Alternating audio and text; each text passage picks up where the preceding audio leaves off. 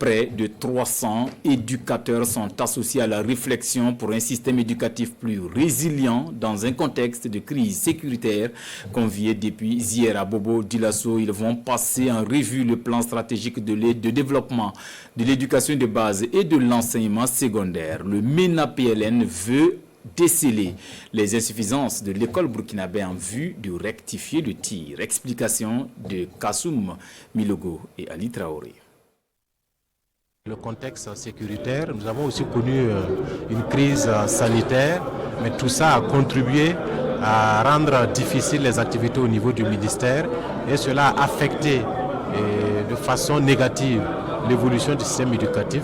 Vous savez très bien qu'aujourd'hui, on a environ un tiers des établissements du Burkina Faso qui sont fermés.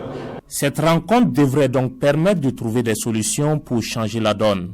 Autour d'une même table, 280 acteurs de l'éducation qui vont passer en revue le plan stratégique de développement de l'éducation de base et de l'enseignement secondaire en vue de son amélioration.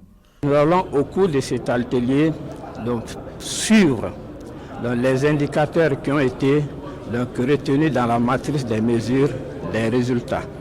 Il sera également question d'apprécier les résultats obtenus au cours de l'année 2022 et faire des recommandations, de donner des orientations pour une mise en œuvre efficiente des activités du plan d'action pour l'année 2023. À cette rencontre, les partenaires techniques et financiers ont réaffirmé leur engagement à soutenir le département de l'éducation pour l'atteinte des objectifs.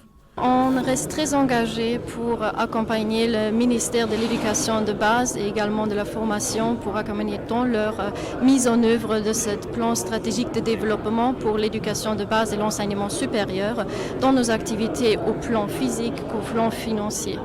Un accompagnement qui devrait en principe permettre au département de l'éducation de relever les défis de l'heure.